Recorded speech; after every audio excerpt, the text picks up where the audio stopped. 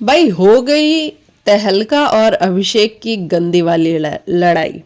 चलिए जानते हैं कि पूरा मामला क्या है। दरअसल अरुण और तहलका अब थोड़े फॉर्म में आ गए हैं जब से विकी दिमाग के कमरे में गया है।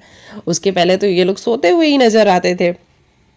हालांकि बेड पे पड़े पड़े ये जगे रहते हैं, ये बहुत बड़ी बात है। लेकिन रहते तो ये बेड पे ही थे। अब तो काफी एक्टिव नजर आते हैं दोनों। मतलब अरुण ज़्यादा एक्टिव नज़र आता है, तहलका तो फिर भी अपने ओपिनियंस को नहीं रखता है, लेकिन हाँ अरुण के साथ साथ वो मस्ती वस्ती कर लेता है। और अगर देखा जाए घर में अगर कोई प्योर बॉन्ड है तो वो अरुण और तहलका का ही है। कम से कम वो दोनों साथ में तो हैं, एक दूसरे की टांग खिंचाई भी करते हैं, लेकिन मस्ती मज़े में और कभी लड़ते झगड़ते हुए नहीं नज़र आते हैं। तो प्योर बॉन्ड अगर है घर में किसी का इस सीज़न में तो वो अरुण और तहलका का ही है। तो ऐसे में अरुण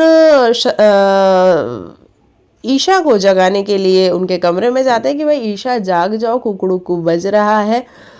ईशा कहती है कि मैं जगी हुई हूँ, आप मत मेरे को बताओ क्योंकि आप तो खुद बिस्तर पे पड़े रहते हो पूरे टाइम और सोते रहते हो। तो अरुण का कहना था कि भाई मैं कब सोता हूँ, मैं बिस्तर पे जरूर होता हूँ लेकिन मैं सोता नहीं हूँ। और यहाँ पे इन लोग की फाइट शुरू होती है। ऐसे में अभिषेक की एंट्री होती है और अभिषेक कहता है कि अरुण भाई आराम से बात करो, क्योंकि अभिषेक कहीं ना कहीं अभी भी ईशा के लिए वो सब कुछ फील करता है जो वो पहले फील किया करता था। तो वो आ जाता है कि ईशा से आराम से बात करो।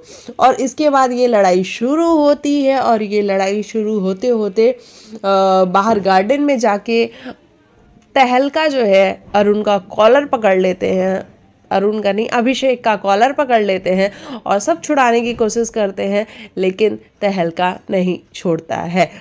तो ऐसे में अब जो ये वाली फाइट हुई है इसके बाद तहलका के ऊपर कोई स्ट्रिक्ट एक्शन तो लिया ही जाएगा, क्योंकि तहलका ये कई बार कर चुका है। वो चीज़ें उठा के मार देता है, वो कॉलर पकड़ लेता है। तो इस तरीके से ये वाली लड़ाई हुई है ईशा को लेकर के। बाकी आपको क्या है कहना, कमेंट में बताना।